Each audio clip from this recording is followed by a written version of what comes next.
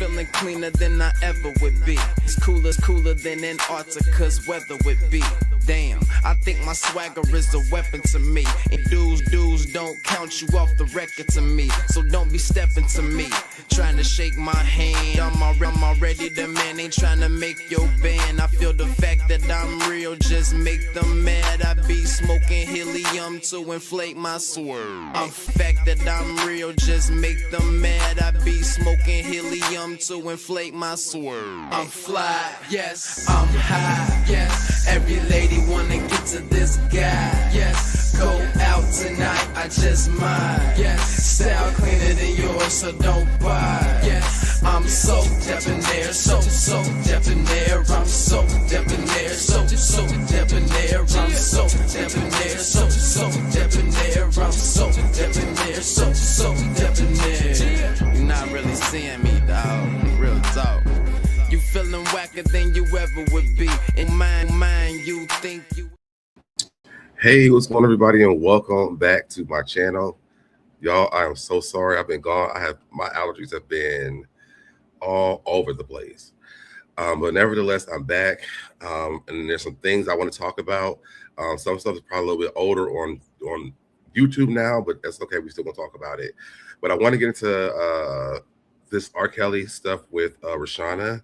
I want to talk about the Basketball Wives. I want to talk about some stuff from the Housewives. And this GloRilla's story with her sister saying that everybody broke and GloRilla ain't doing shit for them, whatever she's saying. So let's do all that. But before we do that, let's take care of the business of this channel. If you want to join the SoDeb Nation, turn on your notifications. Turn them on all so you get notified every time I go live or post new videos. Like the video, share the video, comment down below in the comment section. Subscribe to the channel, y'all. Let's play this intro and let's get into it. Let's go. I'm fly, yes, I'm high, yes. Every wanna get to this guy, yes. Go out tonight, I just might, yes. Style cleaner than yours, so don't buy, yes. I'm so debonair, so debonair. I'm so debonair, so debonair. I'm so debonair, so debonair. I'm so debonair, so debonair.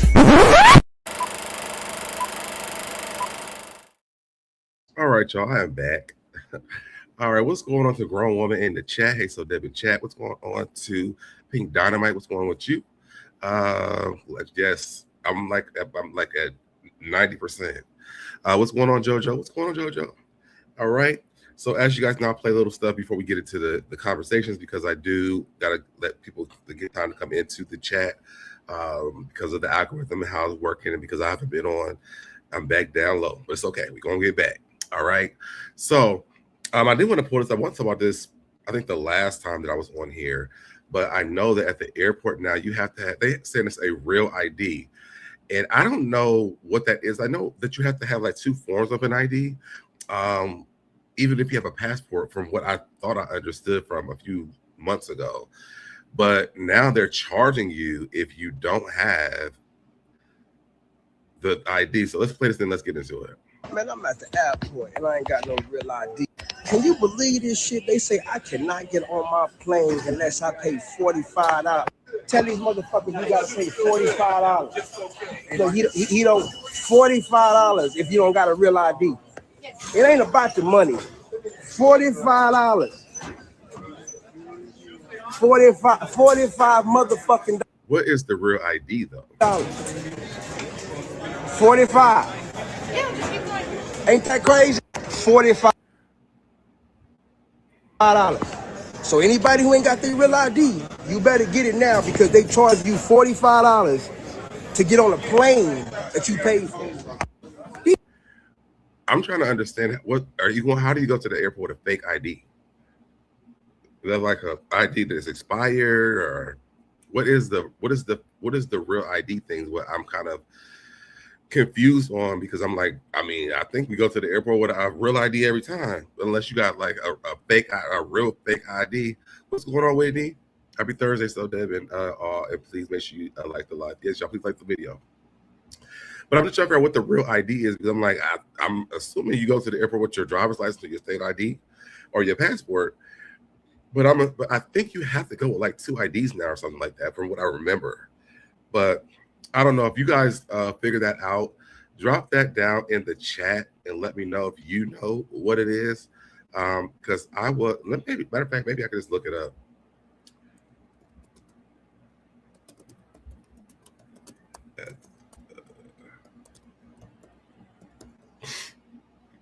A real ID is a state-issued driver's license or identification card that meets enhanced federal security standards indicated by a star in the top right corner. Oh, because they did change the ID. Got you. Okay. Yeah, because they changed the IDs. It does have that little star on there now. So you had to go back and had to get another one. That is true. Okay. That makes so much sense. And thank you, Wendy. Thank you. All right. Well, I answered my own question, but yeah. So if y'all don't have y'all's updated IDs before you go to the airport, make sure you go and get them because they are charging you $45 to catch your flight at the airport. All right. Now let's move over here to this. As you guys know, I think daytime television has changed. We don't have. I think after Wendy Williams was gone, like it really kind of changed on us. We don't really have like a show that you tune into every day. I mean, The View's still there. I believe that's really the only one that has longevity right now is The View. But you have your Sherry Shepherd, you have your Jennifer Hudson, your Tamara Hall. Who else? Kelly Clarkson.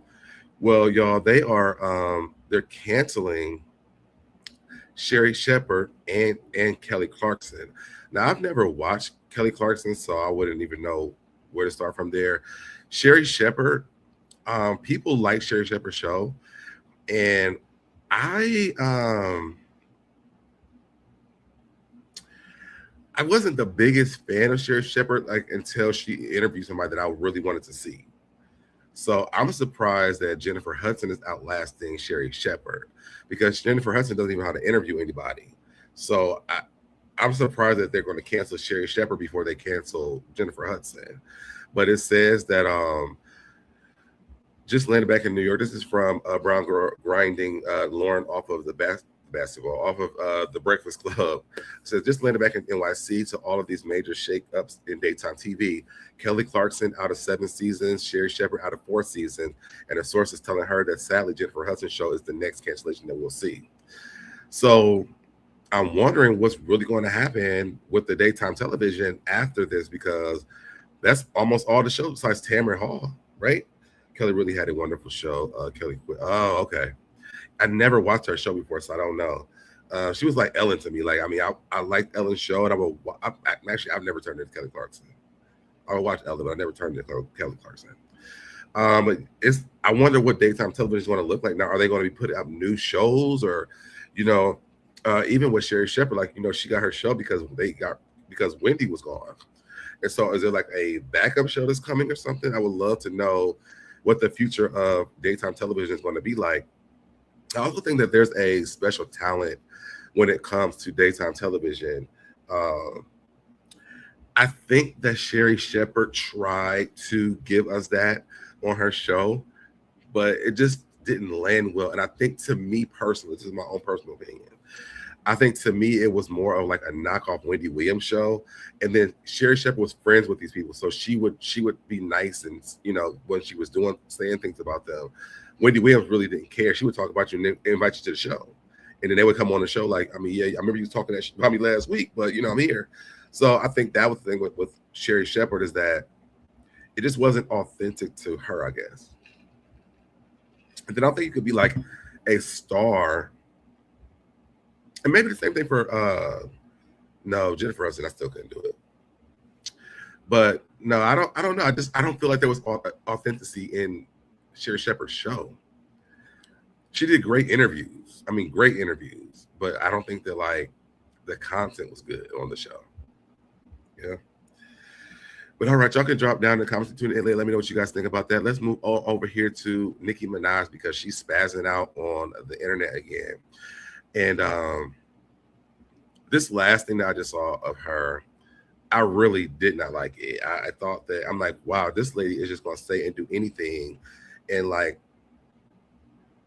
people are just gonna just keep letting her. She's gonna keep on doing it. Like I wish that people would like really hold her accountable for the things that she's doing, because I'm like, man, this is getting to be a lot. But she went on this rant the other day talking about how fat Lizzo was.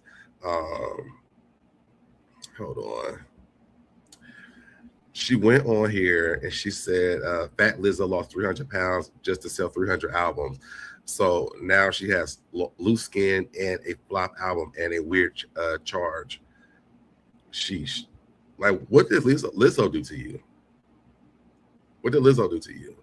But I want to play this girl because she kind of goes through all the spazzing out that Nicki Minaj has done. Minaj had a fucking crash out last night during the Grammys. Of course, she did not show her face because, bitch, I wouldn't either. They would all ate your ass up. She called Lizzo fat and said her album flopped. But, bitch, you not even releasing the album because you know nobody gonna buy that shit. She's talking about voter identification because Wigs R Us little executive order for voting got snatched up. Courts wasn't buying. She even went off on Chrissy Teigen, saying she had something between her legs. I know this not coming from the person that had their body done over and over and over again. By this time, you could be a man for all. I wonder what the thing is with them attacking Chrissy Teigen too. It's like to me she's very unproblematic, but I don't know. But the post says says what sensible, forward-thinking, cutting-edge, leading nation is having a debate or whether or not there should be a voter ID. Like, they're actually fighting not to have people present ID while voting for your leaders. Do you get it? Do you get it now? Everyone knows Chrissy Teigen has had a penis, allegedly. Like, what is she talking about? All we know. Then she said, we as the community of the LGBTQIA+ are getting the Democratic vote by default. I'm sorry, who the fuck gave us our rights? It wasn't Republicans. Then she said, any Christian who votes Democrat is a fool. You can't be a fucking Christian, Nikki. Then had the nerve to say that they were flying in immigrants because they reneged on all the promises made to African Americans, so the African Americans can never get deep. Bitch, don't speak for the black community, ho. Not the African American community. You do not belong here. Please don't speak for us, bitch. And of course, she went after Jay-Z. Girl, you keep going after Jay-Z, you ain't gonna have shit to your name. You gonna be on your knees on a chain forever with Mac. And I would get into this, but y'all, it's just so much with this because this child predator, this child P word, that's not what's happening here. But you know, we can go to that at another time. You're going to be broke as fuck. And said they tried to sabotage her documentary. Nobody want to see that shit. I'm going to say this, Nikki, if you see this. You could never be a Christian. You married a PDF. That man could never go near a school, a playground. You're going to have a special graduation for your child because he can't go to no school. Your brother's a PDFer. And now your daddy, Wigs R Us, is definitely one. And you want to talk about the Epstein files, but you don't want to say shit about him. He's mentioned multiple times with multiple underage girls. But I get it, Nikki. You're the new Candace Owens. You're the new Kanye. You're trying to give the Republicans some street cred and getting paid to do it. I get it, bitch. You're broke. And the black community you use to get popular and make money no longer fucks with you. Yes, of course, there's a couple of little deranged MFs running around. But baby, everybody's gonna turn their back on you soon because you have nothing else to offer the world. You a stupid hoe. You a stupid hoe. Now you're the Republican Party's. Using Nicki Minaj's lyrics on her is insane to me. Bitch, a new house nigga. I know your life sucks right now, Nikki. So yeah, that's that. I don't speak on her a lot because I ain't trying to get into it with her fan base. And you know, good luck to that lady. I really don't care what she does with her political views on things because they're not mine. So I don't care. I just wish she would stop attacking like random people like SZA, Lizzo, and just people that don't have nothing to do with anything. It just doesn't even make any sense. So good luck to that lady. Let's move on to something else. Oh, last time I was on here, I was telling you guys that they had canceled Love and Hip Hop, the franchise, because Chaotic had went on and said that they were canceling Love and Hip Hop. And of course, we all know it's about time for them to, cancel those shows. They're not giving no storylines. Every year we get a trailer that looks like it's about to go down on it. And it's like Kirk's still cheating on Rashida. Then they dealing with the baby mama that he cheated on with. Now Mendices and Yandy's breaking up because Kirk friend or the girl that was Kirk's baby mama's friend seen Mendices at the club. It's just like it's so much going on in this show that it's just weird to even say you watch the show, right? But Chaotic has said this, so then Scrappy went online and said, well, let's listen to what he said. You know, they love to say stuff is ending because they're not a part of it. They're not a part of it. They want to say that it's ending because it's not a part of it. They're not getting any checks from it. You feel me?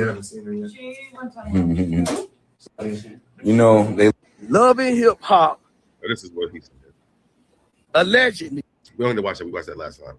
So apparently it's not shutting down, according to Scrappy. He's the only person who came out and said anything. So I don't know if that's true or not, but that's what Scrappy had to say. I do think it's almost time for that to be over with, though. The girls are not really friends over there. I mean, Spice is always fighting with Bambi and Carly and Rashida and Kirk. They have like their own show within the show about their whole family dynamic. And then we have Yandy and Mendices over there. And then they cheating or are they not cheating? And they get off the show and say they are broken up.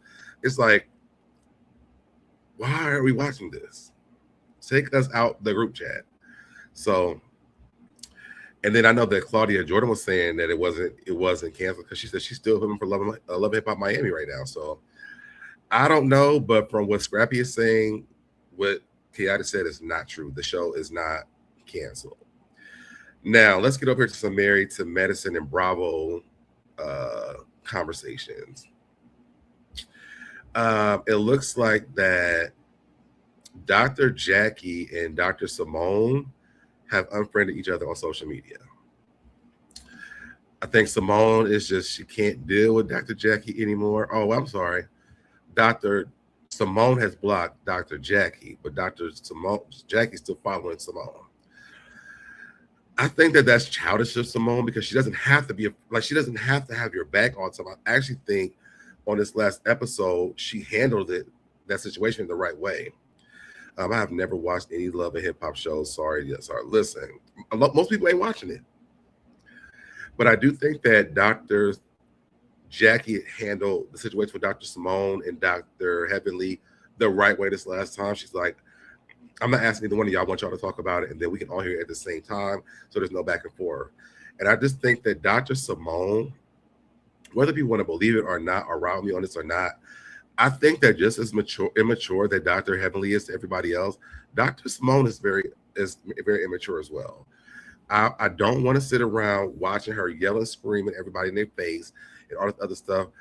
I feel like she says stuff to be shady, and if she says it to Dr. Heavenly, who she knows is going to repeat the shit.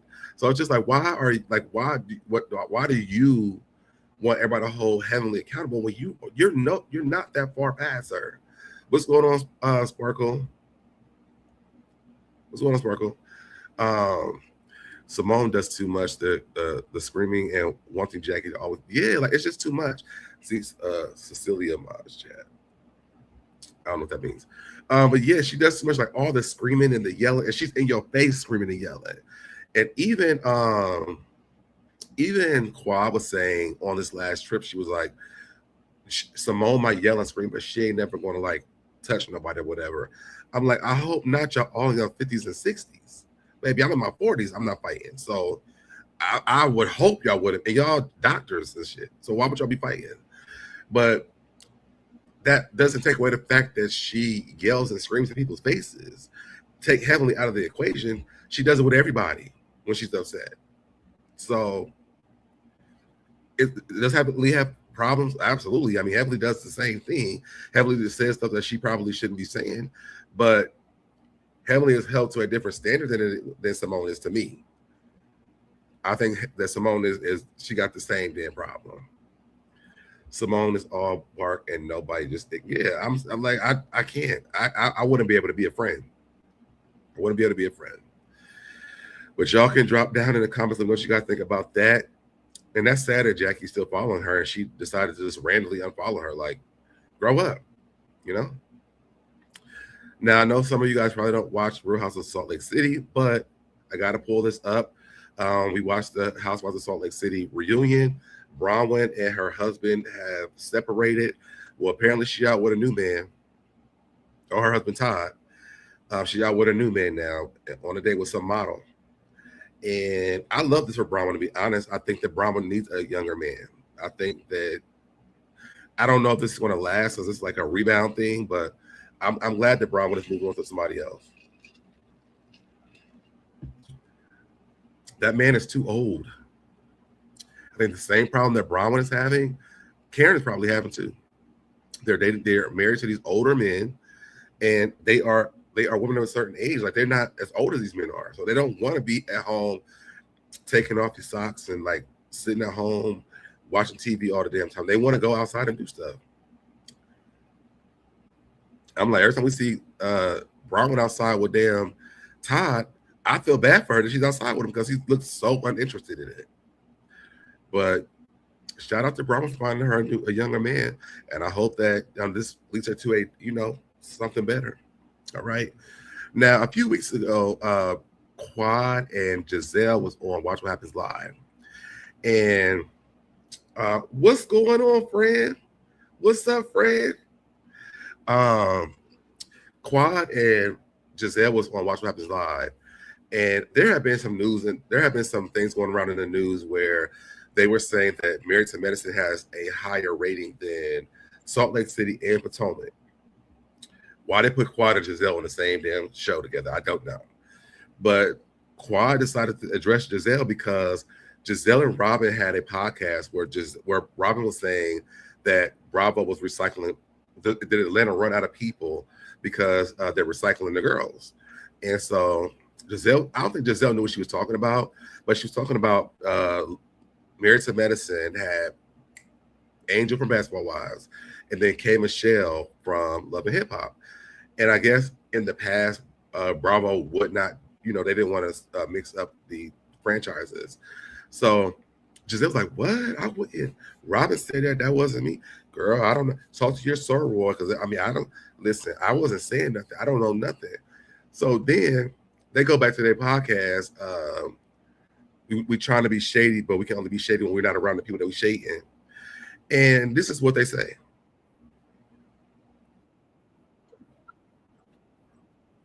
Her about BravoCon so that she could say what she wanted to say. So she could tee it up.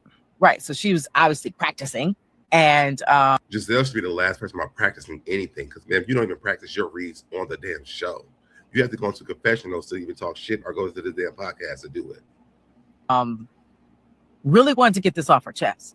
Right. And what she doesn't know is if you ask Giselle anything past 2 days ago, right, I don't remember. Okay. Right. Which is really odd because this is way past 2 days when you recorded this, and you remember what Quad said. So Robin will remember. Giselle. No, it'll take me a minute to remember, because when you were like starting to tell me the story, I was like, huh, what is she talking about? That I could kind of clear everything up.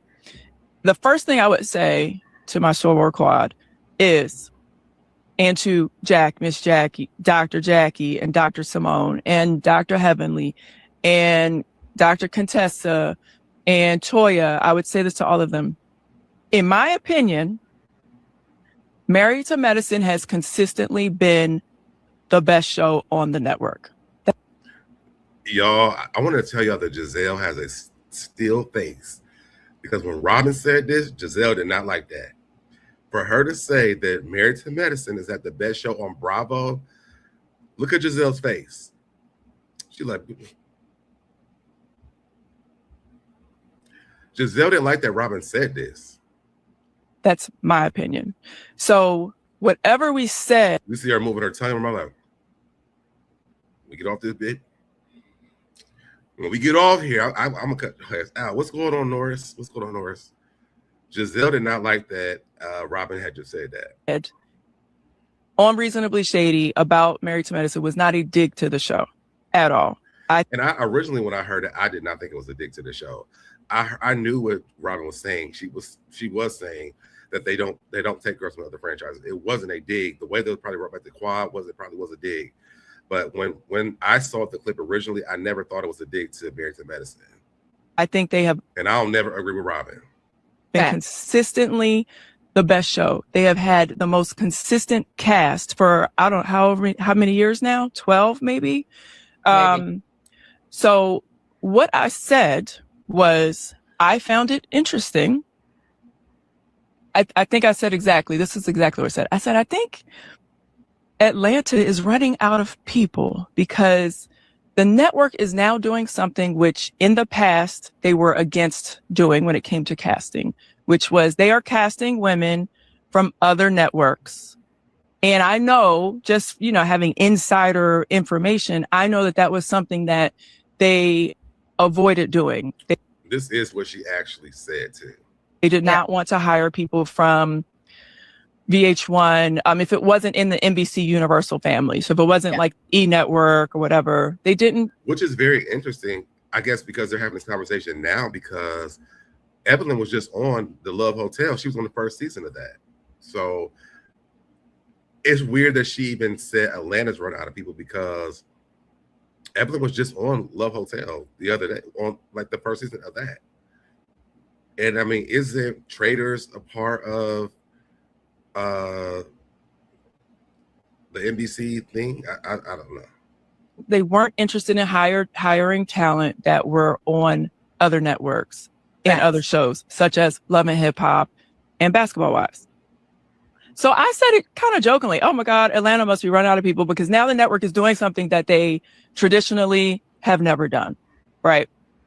That was not a knock to Real Housewives of Atlanta. It was not a knock to Married to Medicine. It was not a knock to K. Michelle. It was not a knock to Angel from Basketball Wives, who was on Married to Medicine. It was an observation.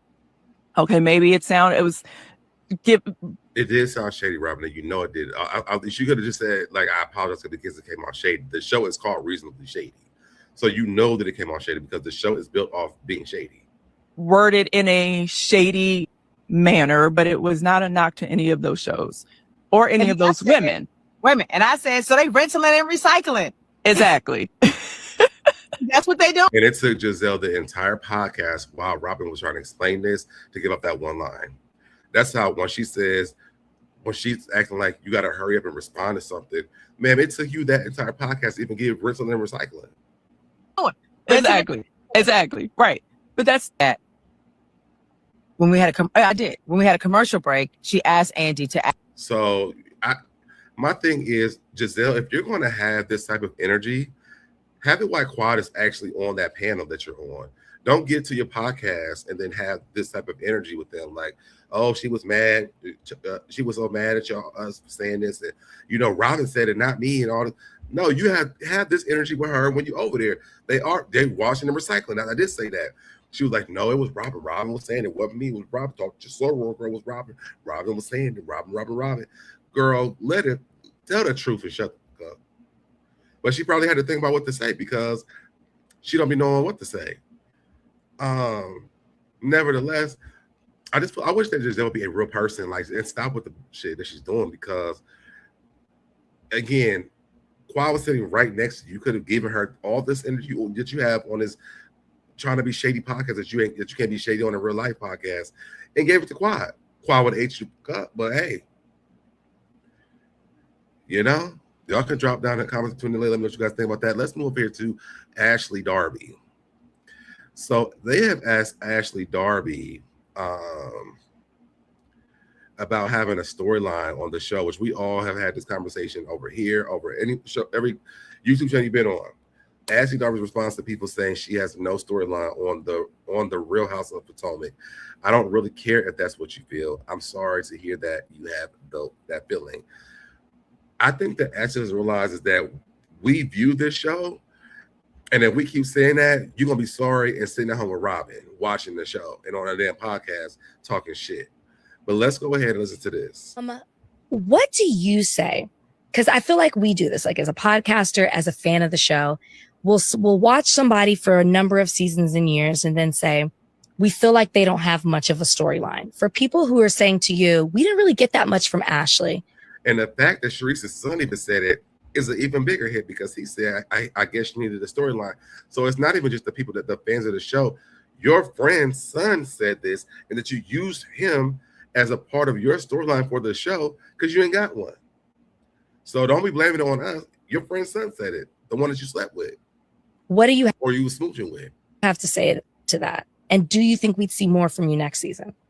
You have given a lot. blood, sweat, and tears to this show. Do you hear me? And you know, it's a gripe that I had because I actually did film quite a bit, and I don't know where it went.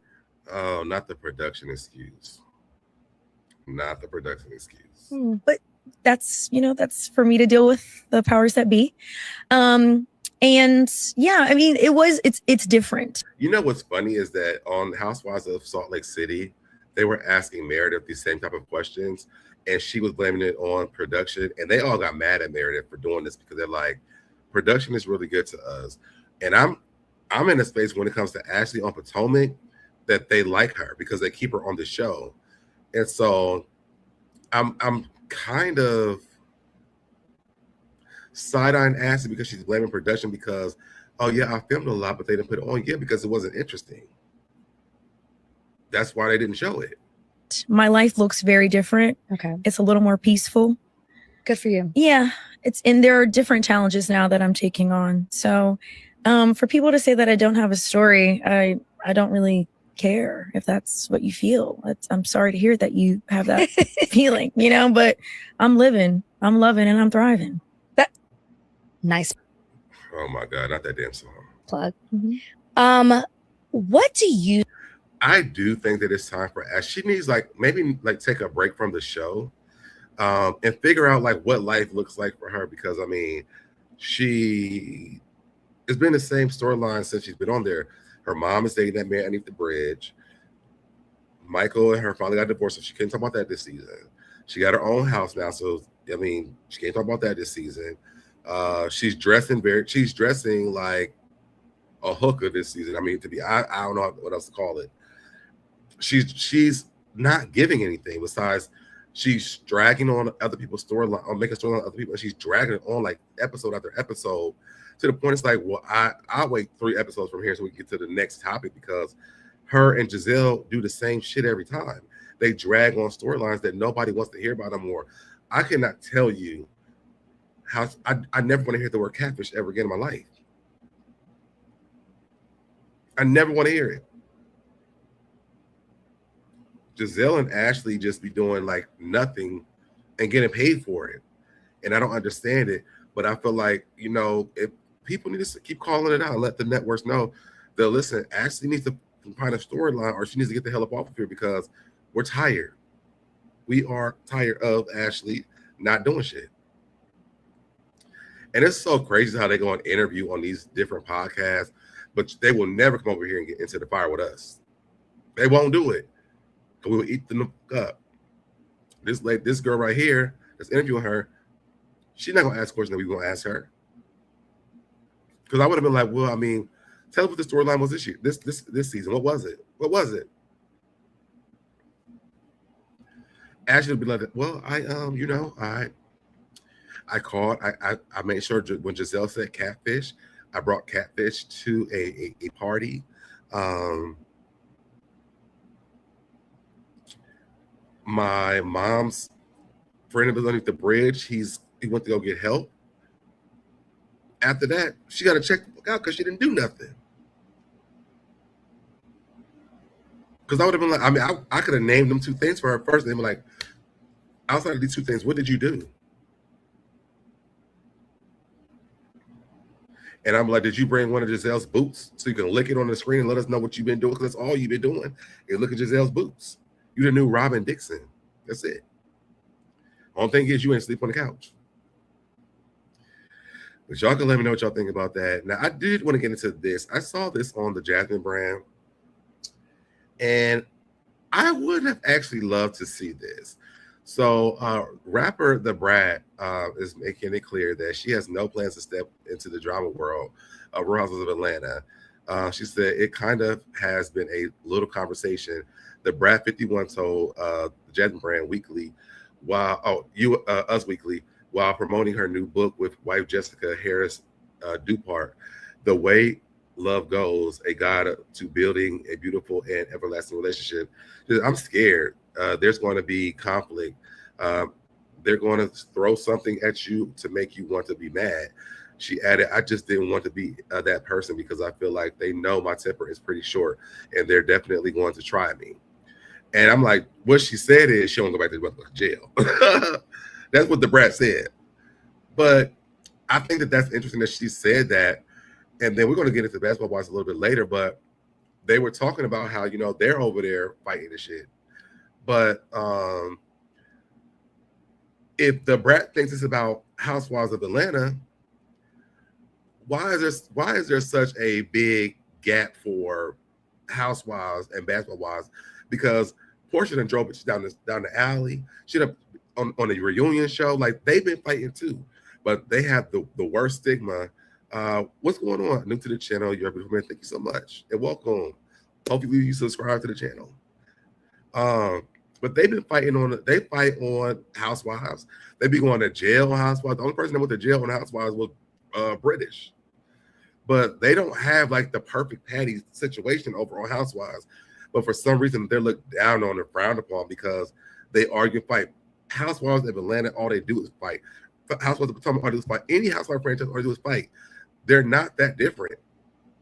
So I don't understand why basketball wives get such a big old, they hood and shit for them, but then Housewives do it and they are held to it. They're not held to that standard. That's lame to me. That's very lame to me. But y'all can drop down in the comments what you think. I would love to see Brad and Judy on Housewives of Atlanta. Take them bitches that's gonna fight off. Don't put her on there with Kenya. Don't put her over there with Portia. I think that'd be fine. Because nobody else is about to like spark her attitude or nothing like that. But I get it. I think that's also the reason why they didn't put Tammy on none of these shows either, because of how Tammy is. But I will say I think Tammy might be a different person now. So I feel like they don't give these girls enough room to grow. These women they grew up on these shows and they haven't done anything. Oh, well, maybe not Tammy, but they let Marlo come over there and she done a lady's face up. So, I hope that changes. I hope that Angel Love and K. Michelle builds the bridge for that. Oh, that made me think of K. Michelle, Kim K. What she say? Something about build a bridge and get over it or something like that. But yeah.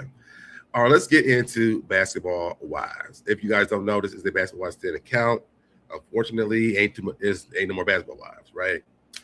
So Carlos King had Royce on his channel. I think it was yesterday or the day before that. And I will say that I actually did like this. I just wish that Royce would have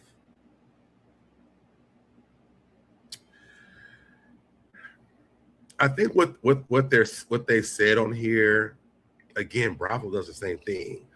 They were saying, what person on the show do you think don't get held accountable? And of course, it's Evelyn. But if you go over to Potomac, it's Giselle. If you go over to Atlanta, Portia and Phaedra again. I mean, they're back. Like, I don't understand why basketball wives could not do that. Also, they could have a meeting saying, hey, y'all, we're not doing this no more. Like, I know that, this confrontation or whatever, but maybe like halfway around or whatever. But let's listen to Royce and Carlos King and then we'll get back into it. Why am I getting emotional? What the fuck, bitch? No. Oh, and because this part is in the middle. So Carlos King asked her about shows that she likes. She said she likes Housewives of Potomac randomly. And so she said that she loves how they do Ashley. She said because they're not rude to her or like degrade her. I'm like, she must not have watched season 1 because season 1, they was talking about how Ashley was humping on Giselle's leg. They went into Ashley's job and confronted her, trying to fight her. Like, I don't think that Royce watched the show for real, because if she did, the same 3 seasons that she had on Basketball Wives, she could have switched it around too. But what she did, I think what the difference is between Basketball Wives and Housewives of anything is that Shawnee's on the show.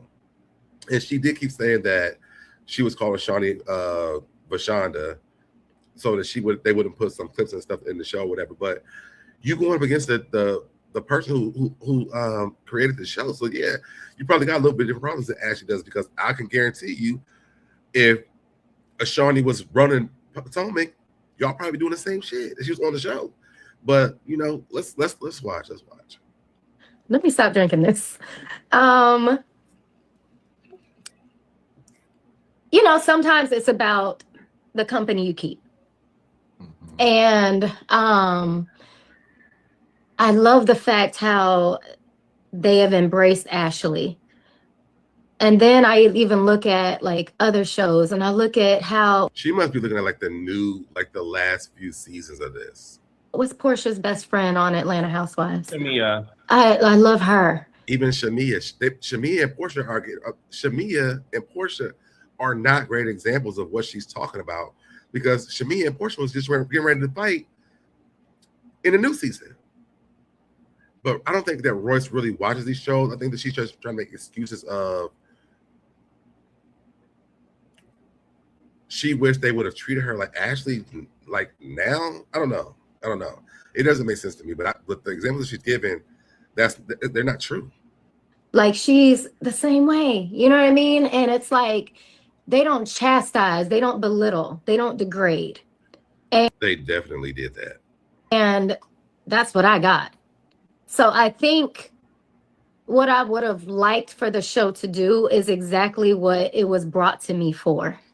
And it was supposed to bring women together that were at different levels of, the NBA or whatever, the wife, the girlfriend, the dancer, the friend.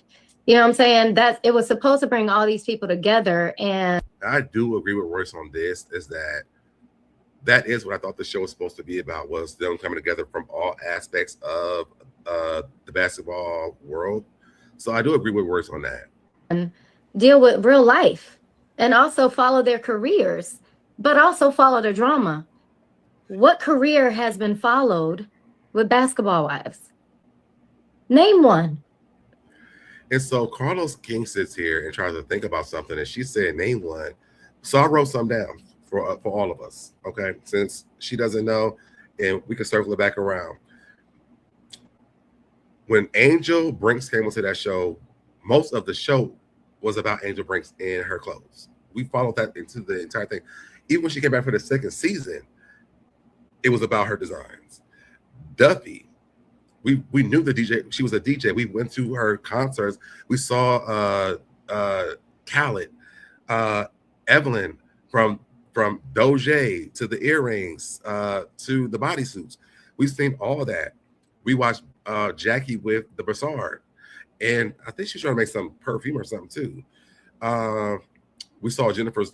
We saw Lucid, the lip gloss from Jennifer, and Evelyn had a makeup line too. We saw Lucid, and we saw Jennifer launch her hairline on the show. We saw Malaysia with her comforters. Okay, there's other people who had businesses on Basketball Wives. So when Royce says this, I'm like, you are. I think she's mad they didn't show her dance studio. That's it, and that's fine. And for Carlos to say, "Oh, he's a fan of the show. He watched the show." They show their business. Angel Brinks most. I would say Angel Love and Angel Brinks and Jackie and Evelyn, definitely. Even when Jackie was doing that TV show, the YouTube show she's trying to do, we watched all that. We watched Shawnee with her with the weed line. We watched them build businesses on the show. We watched Brandy last season, the season before this, and this season with her cookbook. So I don't know, like why the amnesia comes in where we don't know if they were showing businesses, but that's not true. But you couldn't be a fan or watch the show, Carlos King, if that wasn't true, because they definitely showed those businesses on the show.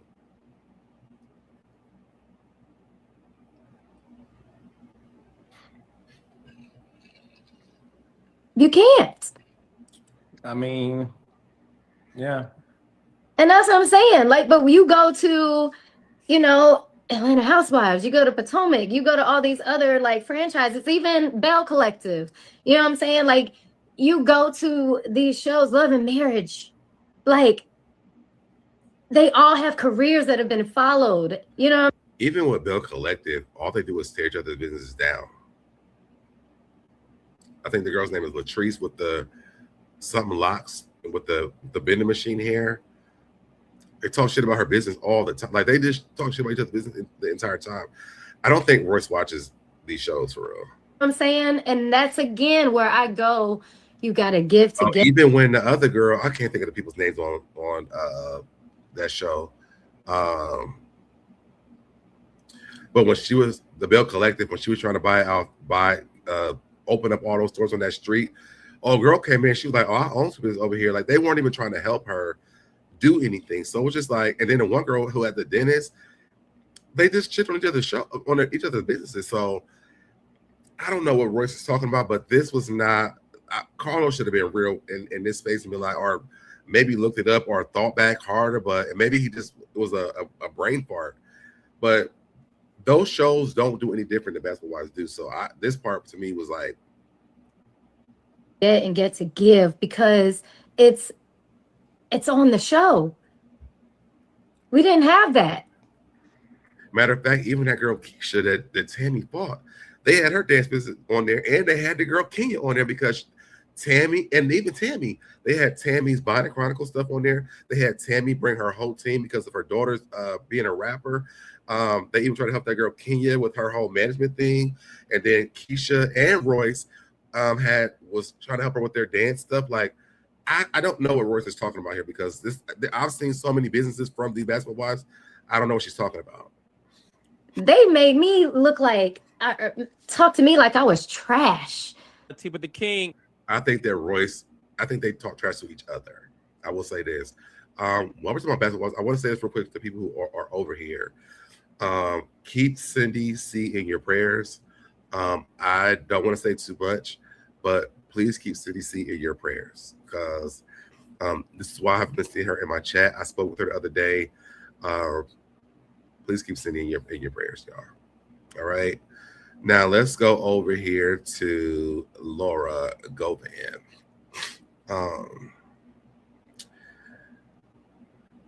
Laura Govan says she's in her chat and she wants the final show up. She said, nah, Basketball Wives LA, it ain't over until we all have one more showdown.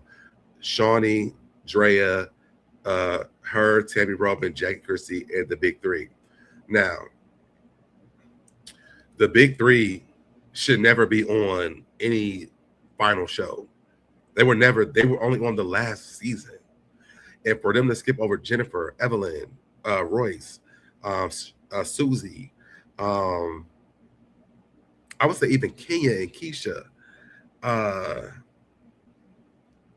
Tasha Marbury, like people who made a big impact. I mean, I don't want to see OG on it because I don't want the battle that's going to happen with that because it wasn't good. I want to see Kristen and Cece back, but if they're going to do a one last showdown, they should all be there. And Basketball Wives LA has been canceled for over 2 seasons, Laura. So it will be Basketball Wives, and it should be from both franchises. Seriously. So I really don't. I think that Laura, she just wants some time to. And she tagged Shawnee, and it's like, well, Shawnee's not coming over there because you would. Y'all watched the reviews before. This was dumb to me. All right. So then we get over here to Evelyn. So Evelyn, she has her podcast, Drop the Low, which is a pretty good show. Her and Shawnee's talked about, how she felt after the show was canceled. I guess accepting that it's like done. I talked to Brandy because I thought about the cast and I was like, I don't speak to a lot of the girls. I do have a good relationship with Brandy. I love that she's friends with Randy.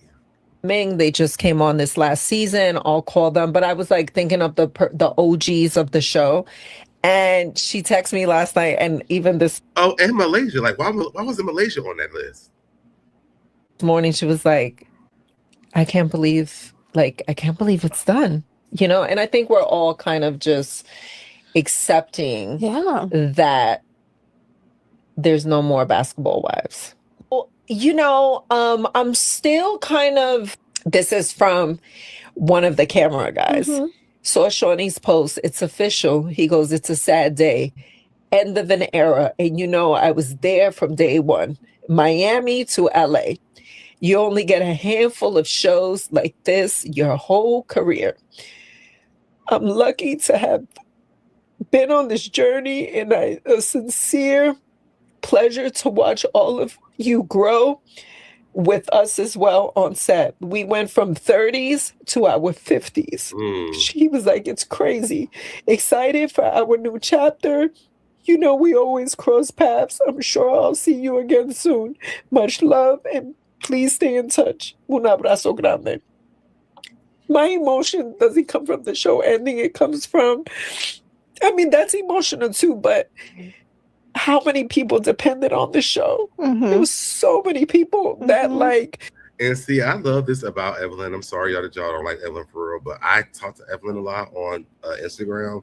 And like, this is the person that she is when I talk to her. She's very emotional. She's very like very genuine. And so I love this. Like, I think that even Carlos King was saying this when he was talking to Royce. And I think even Royce agreed that Evelyn is a person who knows how to control the show through confrontation, because she had her show over on OWN and didn't really do that well because it was just her. She needs like an ensemble cast is what it was.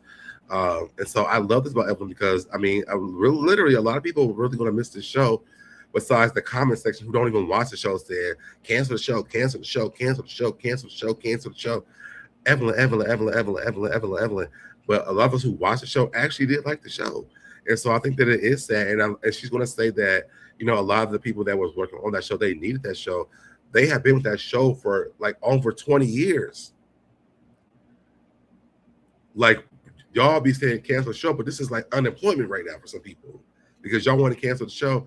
And maybe not because of what people have been saying, but also because Shawnee is a first lady now. And I think that might has something to do with it as well. But to me, it's just like, people don't be understanding when y'all be saying cancel the show, cancel the show. People lose jobs when y'all do that.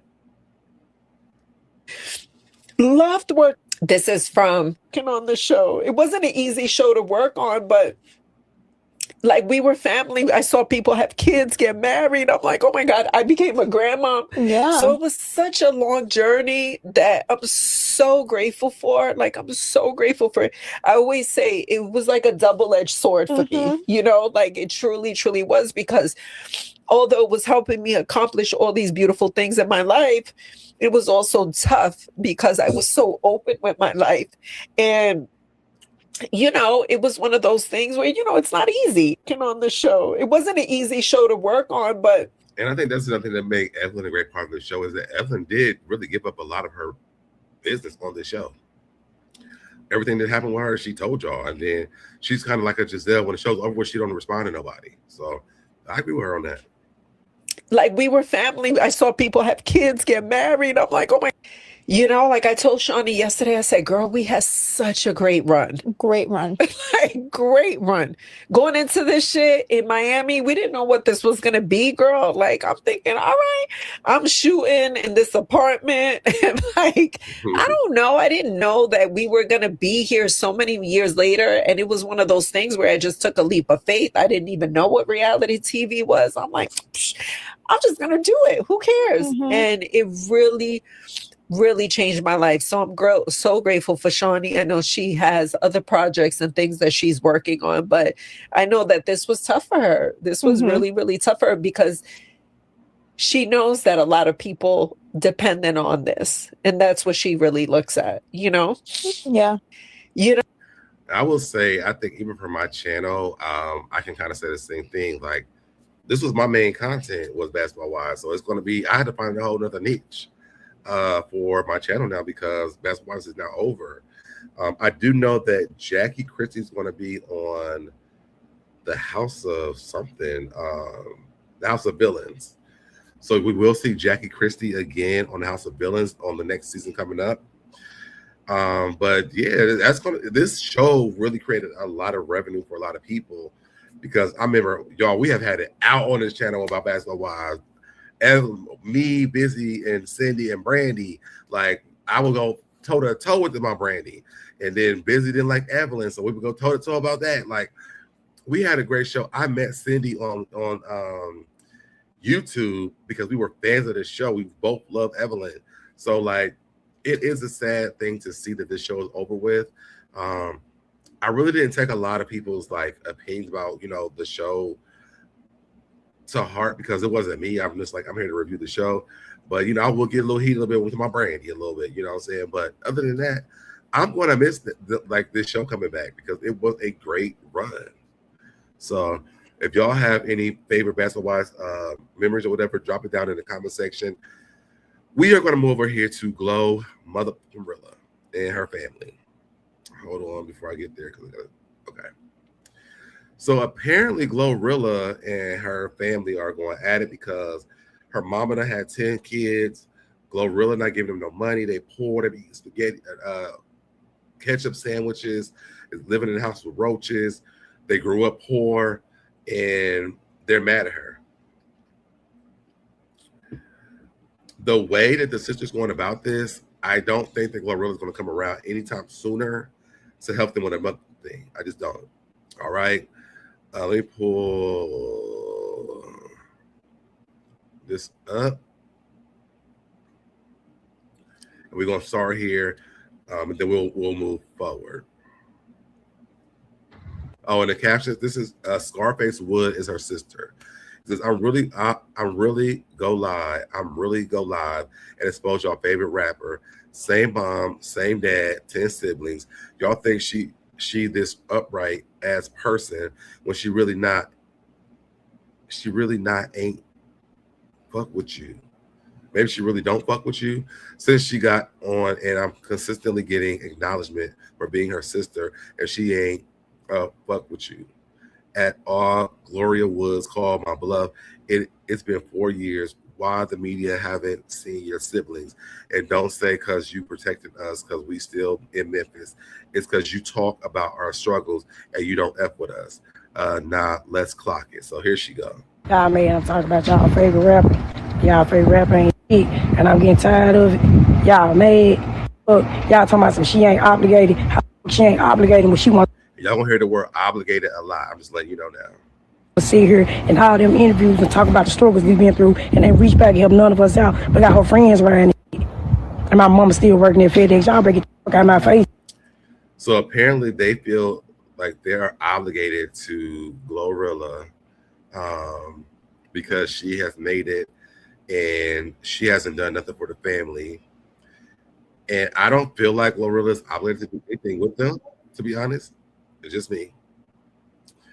Let me pull this up too. It says, yep, I'm finna go live because this backup dancer just pissed me off, and I'm gonna put it all on the table from when we fall out about Gloss and some more. Gloss is one of her backup dancers, I think. Don't ever send no backup dancer for family. Now she got that backup ass dancer coming from me speaking on family business. She gonna boot you out the camp soon like she do everybody else. So they're mad at GloRilla because GloRilla ain't giving them no money. Okay. So I'm gonna go over here to Jamie, that's me, because she has part of the live. I'm not gonna play the whole thing. I want you guys to make sure you go and subscribe to Jamie, that's me's channel. I'll put this in the chat.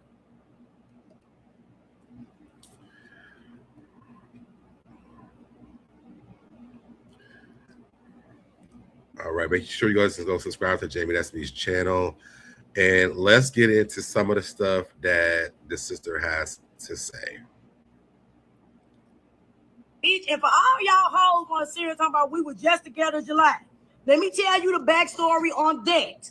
My mama snuck me to the show. That's the first show I've been to since she didn't hit. Fuck y'all want to talk about some bug. Why would your mom sneak you into a show if she don't want you to be there? It was my question. It's like, if your mama got to sneak you into a show, that means GloRilla didn't want you to be there probably because of the way you about to be acting on this live. But let's keep on going. Fucking man, I was at the show. I got snuck to the show. Fuck me and the fat bitch April. Oh God, we got snuck to that motherfucker. Y'all want to talk about motherfucker ain't obligated? How she not obligated to do shit for us if she on interviews telling folks roaches? She got Rambo motherfucking ass riding new Cadillacs and shit. And so she's saying rats and roaches because I'm assuming that GloRilla has said this in her raps, or she said on something, because she keeps repeating that she said about songs about rats and roaches. I guess when they grew up, baby, she don't have rats and roaches now. You're the only rat and roaches probably around because you online talking shit about her. Let me keep on going because I have a whole opinion about this. We're gonna watch maybe 3 more minutes of this, and then we're gonna get off. Then he want to sit here and make a status and say some motherfucking, she went down. What y'all talking? Bro, who was homeless? Gloria was never homeless. Who was homeless? She was not homeless. Fuck, then y'all want to sit here and talk about some motherfucking, she bought my dad a motherfucking Jaguar just to look good, and that man broke as hell with a house full of roaches in South Haven. And yes, my mama still working at FedEx. Fuck. And for that not Marco, for that Tula bitch, ho, this ain't got shit to do with you. Don't be in the backup dancer, ho. Fuck, y'all sitting here trying to come to justify her. She got 10 siblings. 10 siblings. 10. Not 1, not 2, not 3, not 4, not 5. She has 10 siblings. An autistic sibling. Gloria has been on for 4 years. 4 years. The only relatives y'all have seen, and that's really because y'all brought me y'all brought me out because I look just like her. On God. Y'all want to know. I don't think that you look like GloRilla at all. That was her sister because she don't. Y'all can sit here and say she tried to sit here and hide us and do all this shit to try to save us. That bitch don't do shit for us. I haven't got a rap. Well, this is most of the video, so I'm going to take it off of here. Y'all can watch the full thing on Jamie That's Me's channel. This is why you don't share. People don't share their success with people because they do shit like this when you don't share it with them. First of all, it's not Gloria or GloRilla, whatever you want to call her. It's not responsibility to take care of her mom's 10 kids. It's not. It's a blessing if she does, but it's not a responsibility to take care of her mom's 10 kids.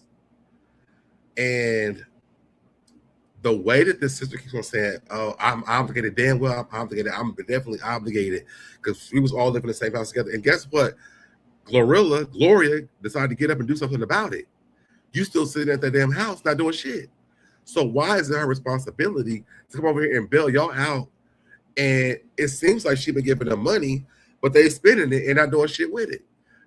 Someone tried to give her a car. They didn't want that. They want the money. They want money from her.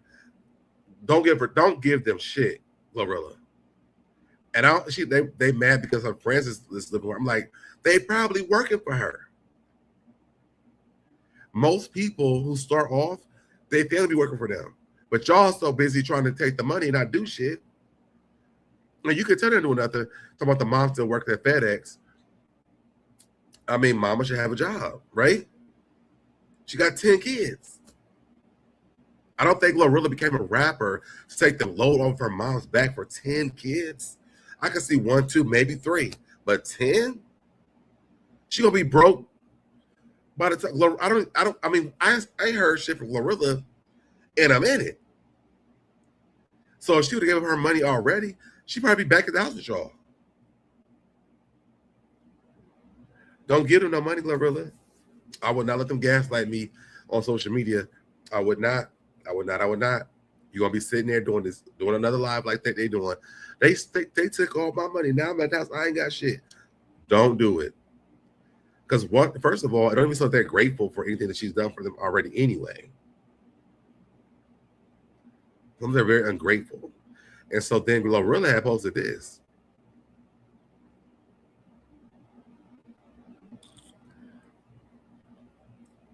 Hold on, how do I get this off here? Oh, here we go. This is from Ma and them. They say, thank you so very much. Really didn't want to ask because you already do so much for us. I thank you so very much for all that you do. I don't take it for granted at all. I really do love and appreciate you so very much. God bless you for your honor, respect, kindness, and love shown to me. You're such a blessing to me. When I become a millionaire, I got you. Meanwhile, I'll prayerfully keep you in God's hands continually. So I'm assuming this is what she had just posted after the sister went off on her.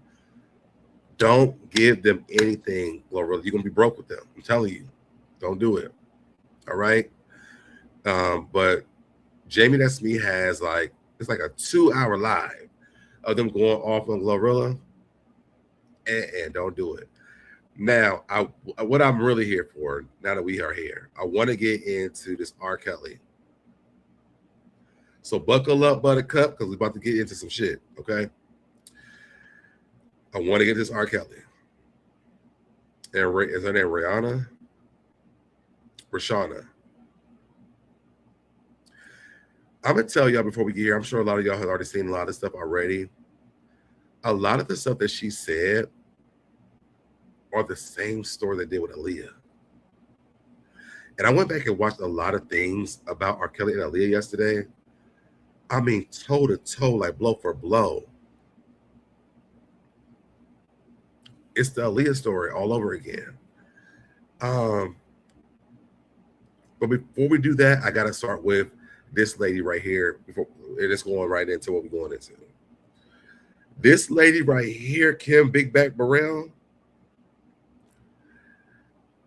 Like, I really don't with her at all, but like I really can't now. Like, I don't understand what it is about these older Black women who want to support pedophiles, men who abuse women, and don't have no good for women at all. I don't get it. But let's listen to what she's saying. Kelly, who are being stars in front of the world, they may have their details and whatever the news or whatever may reveal. They're my brothers. What are some things that like you continue to want to unlearn for yourself and things that you may want others to unlearn as well? How to remember the bad. I unlearn how to remember what I have considered to be bad. And that's sad that you stop forgetting what's to be bad, because you need to remember what's bad, ma'am. This man was 13 he was having sexual acts with 13 to 15 to 16-year-olds up until like 19 to 18. I need you to put a brain back in your head, because this is stupid. Especially about myself, and to correct it. But she's doing this because she got canceled a long time ago, and she knows that they got canceled. Now she has to have sympathy or empathy for them. Absolutely not. Under the light of God, to see how he feels about that. And then hopefully people will learn how to forgive fast. I'm not forgiving no pedophile. I'm not forgiving no man who's been beating women. I'm sorry, Kim Burrell. I'm not. So what has really put me there, and if I can just be transparent. You can tell she doesn't believe what they have actually done. And like, that's the sickest and saddest part of this all. In the world of music, while they're being stars, people like Diddy and Kelly, who are being stars in front of the world, they may have their details and whatever the news or whatever. They're also being pedophiles and whatever may reveal. They're my brothers before all of that happens. And I don't know how to detach from my love for them and waiting for a better day. I don't wish to see any punishment. That's what we've been Nicki Minaj in a few years. They might have been pedophiles, and but they're my husband and my brother and my daddy. Punishment continue, especially when a person has already, dealt with the repercussions thereof. You could never deal with the repercussions of what you have put a person through, that you have done to as a child, as a grown-ass man. I'm not the law. I'm just saying that I want people to unlearn how to remember a bad thing over and over and over again. To remember that when they have committed what has been considered bad, maybe they call it. So you can tell she doesn't believe it. Bad, or somebody else did. They realize that they're better than that. And I just want the world to remember that people are remembering their bad to live out of it. Who wants to stay in that place all the time? But I've learned how to just kind of embrace it all in one big swing and not judge how people judge me. I have a new saying, and hopefully others will kind of coin it a bit. Okay. It's don't bother hating me, because I already love you. I'm going to say my new slang is, I'm going to hate you because, bitch, I don't like you at all. I don't give a damn. Kim Burrell is delusional, and she needs some serious help.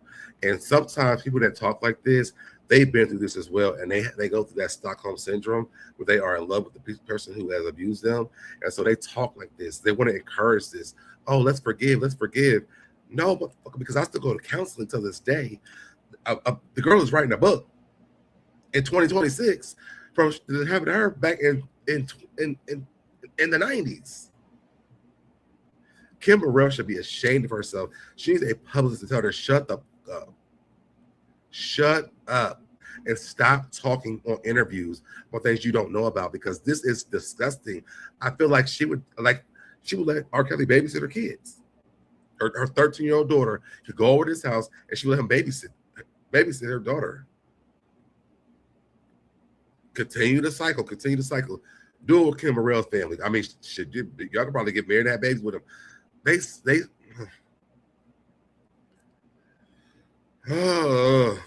frustrates me.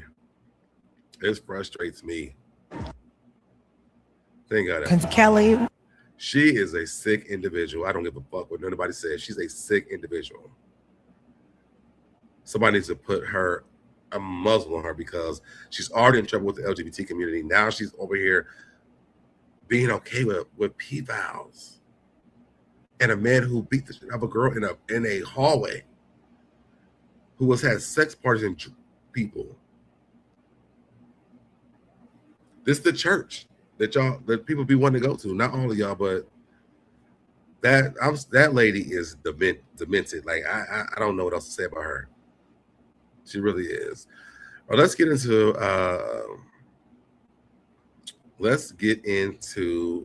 Reshona. And y'all, I actually have her book. I actually want to start doing like a review of the book. So if you guys are with that, let me know in the comments between it and late. But if you're in the chat right now, let me know. I have the audio version, so I was going to pull some clips from it and have some discussions about what was in the book, because there's a lot that goes. I listened to the whole book in one night. My mind was blown. But let's listen to this and we'll get into the story. To not be Jane Doe anymore. It feels very rewarding. It feels very liberating. I really wanted to live in my she is so cute to me, by the way, y'all. True skin and my true self. And your true self today is what? My true self today is Reshona Landfair. Reshona Landfair had dreams of becoming a star. In the 90s, she was a child rapper. I gotta mute the music because I don't want to get no strike.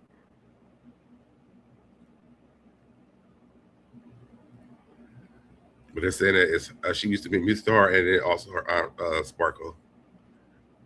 Next time we're at the studio, you should ask Robert to be your godfather. Aunt Sparkle explained that I should sit on his lap and rub his head while I asked him to be my godfather.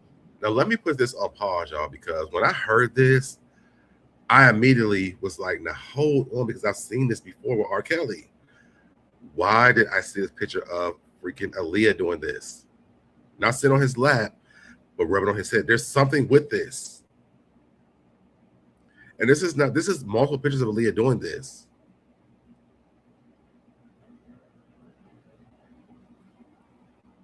And as much as Sparkle, I believe what Sparkle is saying, but then I don't.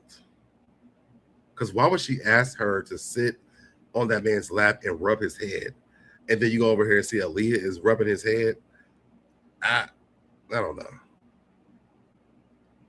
That is the start of him entering into my life in a different way than just being an artist or hanging out at the studio. It became more personable at that moment. How does it feel to not be Jane Doe anymore? Okay, here's that one, and then let's get into this one. A couple of weeks before your 17th birthday, you say, Robert told me the copies of one of the sex tapes of 14-year-old me were beginning to be sold on the streets of Chicago and across the country. Your reaction to that when you think about hearing those words from R. Kelly, that this tape is out there and you were 14 years old? I was empty. I was very hollow inside. I was very confused. Didn't know what to expect.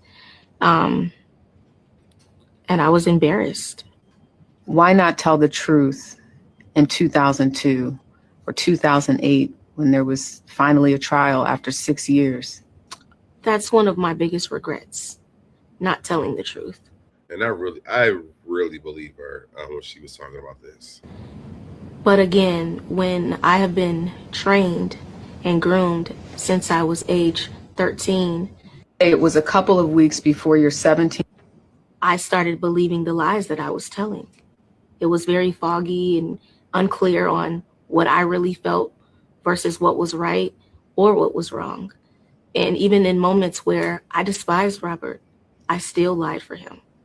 When I look back at that trial, this idea that people who were not part of the jury were able to see some of that video. Mm-hmm.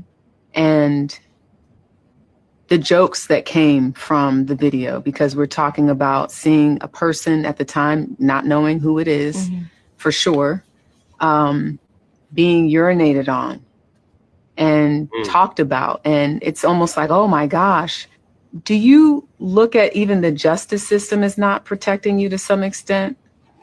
I mean, thinking about that video being played before a gallery of everyday citizens.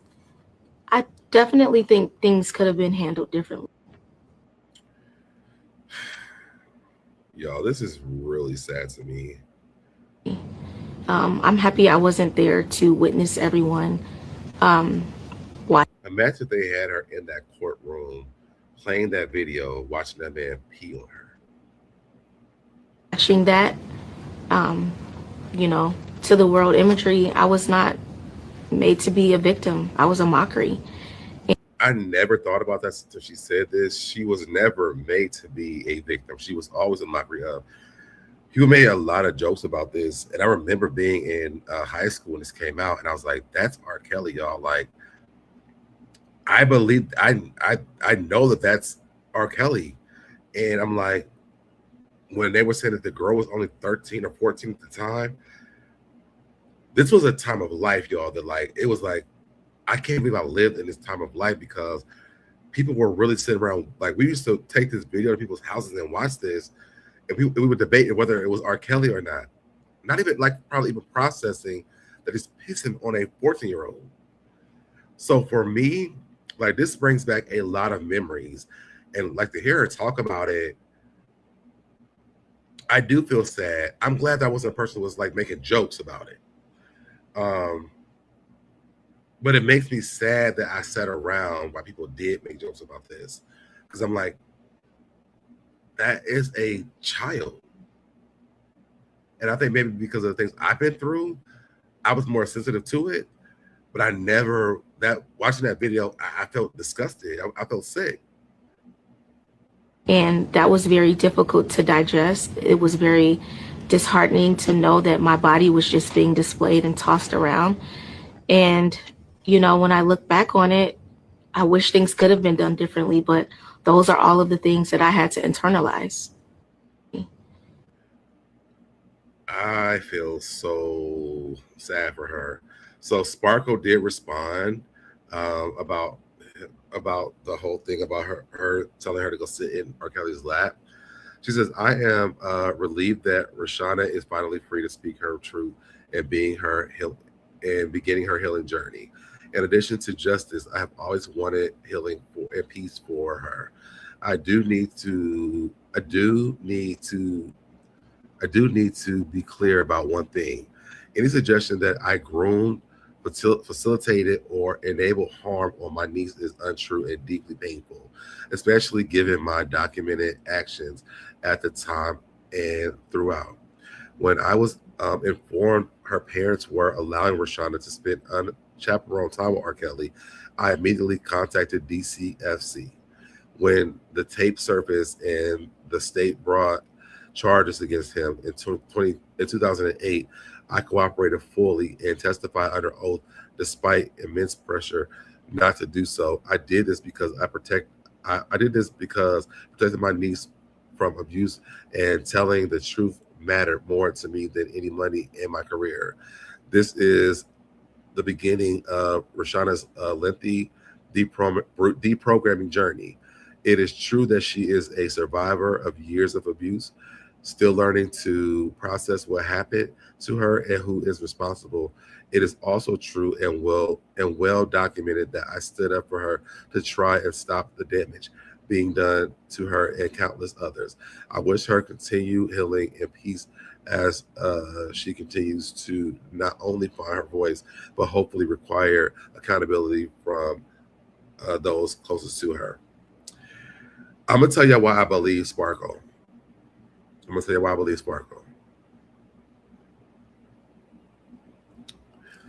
I don't think that Sparkle told that girl to get up in that man's lap and rub on his head. I think that her mama told her to do that, or her mom or her dad.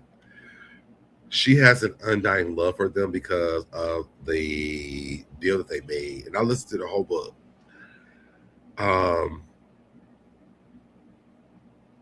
I can give you guys a little spoiler from the book.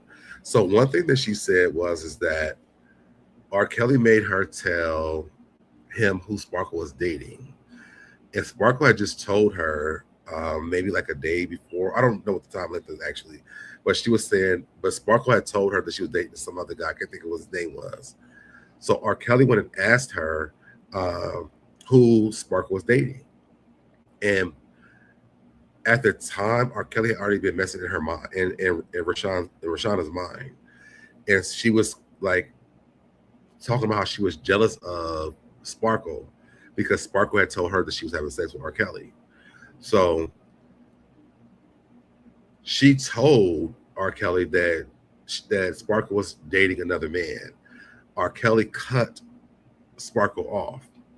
And Reshona was happy that he cut her off because she wanted R. Kelly to herself. Now, again, she is a 13-year-old girl, I think, at this time. She doesn't know any better. And he's already been making her do things to herself. We'll talk about it in the reviews of the book before this time.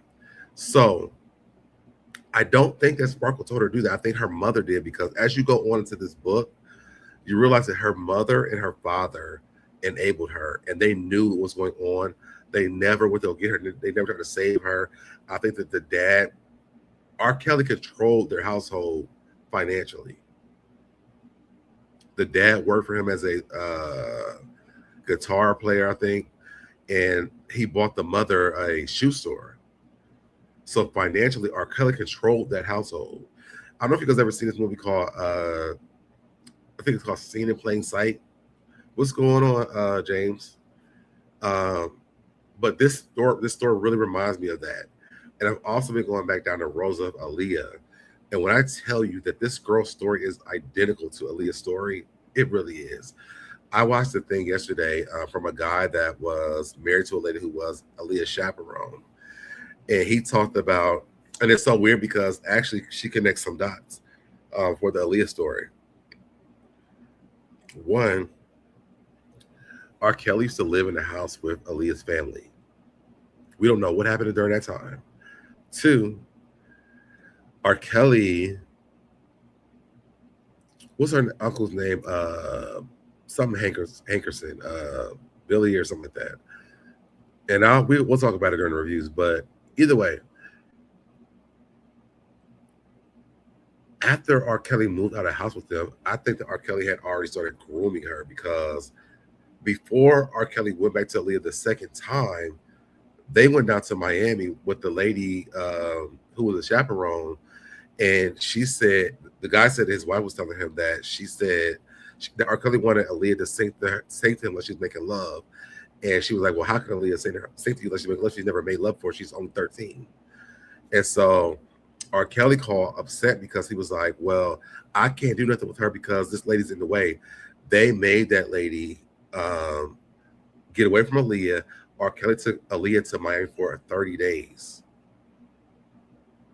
Now, I watched another video. It shows the gap because when R. Kelly brought her back, they weren't together for a long time because R. Kelly had got with that group Public Announcement. Barry, the Uncle Barry. So then Barry, for some reason, he wanted R. Kelly in that group. So he had R. Kelly in Public Announcement. And then when Aaliyah started out, she was in a group with R. Kelly too. That's where the age ain't but a number thing came out. But Aaliyah, what is not being said is Aaliyah was with R. Kelly before that first album. He was with her before he lived in a house with her family. Yo, it gets so deep. And like, I know that I'm gonna say allegedly. I'm gonna make sure I say allegedly, but listening to this girl's story, it's the same story. Like nothing changes. He infiltrates the families. He gets close to the daughters. She talked about in what's her name? Reshona talks about how R. Kelly got her own phone in her bedroom, and he would talk to her all night on the phone and make her like play with herself. It's a lot, y'all. But I'm going to try to start that series. I may start it tomorrow and then pick it back up on Monday, but start with like chapter 1. But it's a lot that goes on, and she talks a lot about her story and what it was with R. Kelly. But a lot of it is that she's so brain from him that she feels like she's in love with him this entire time, and just realizes that that's not what it is, that he had violated her. But if you guys haven't seen it, this is her book. Who's Watching Shorty? I have it on what is it? Audible. You can get it on Audible for free if you don't have Audible already. It's really good. It's very interesting. I'll let you guys drop in the comments down below because I'm sure people are tuning in late. But if you guys are interested in listening to the book with me, I may do it on. I might do like parts on here and do the whole thing on my members only. But I'll do parts of it on like my main channel because I don't think I can play the whole thing on the main channel. But I definitely want to go through this book because there's so much that she talks about in this book, and I want to compare and contrast her story and Aaliyah's story because it's so their stories are very similar. They said that Aaliyah told her family that she was in love with R. Kelly, and that's why she ran with him, and that's how she ended up getting pregnant because the guy, who was it? That backup dancer was saying that she's seen Aaliyah and R. Kelly having doing a do, but there was another guy, the guy from Public Announcement who saw them doing it too, and that's why he left Public Announcement. The lady that was her chaperone had contacted her husband because she's seen R. Kelly slap Aaliyah on the ass, and she thought it was very appropriate. So these signs of R. Kelly were way before the girl with the P. Or let me not say that, Reshona. I know her name now. Yeah, this story gets really, really deep. So I definitely want to do this. I'll see about the. I'm gonna do snippets on the main channel, but I'm definitely gonna do a members only, like to go through the whole thing. So that's all I have for y'all, though. Thank you for sitting with me, y'all. I'm gonna get back into bed, take some more of my medication for my allergies. I love y'all so much for tuning in. Y'all kicked off my channel so well last month with the views, like so well, and I appreciate it so much. Okay, cool, James, definitely. Okay. And I know it's the end of the live, and it's been like an hour and 30 minutes, so people didn't hear, but I'll post some clips or something on my stories or whatever. But I'm getting off here, y'all. I love you guys so much. I will catch you guys in the next one. Bye, y'all. Did it, I did it, I did it, I did it, I did it, I did it, I did it, I did it, I did it, I did it, I did it, I did it, did it, you did it, I did it, you did it, did it, I did it, I did it, I did it, did it, I did it, I did it, I did it, I did it.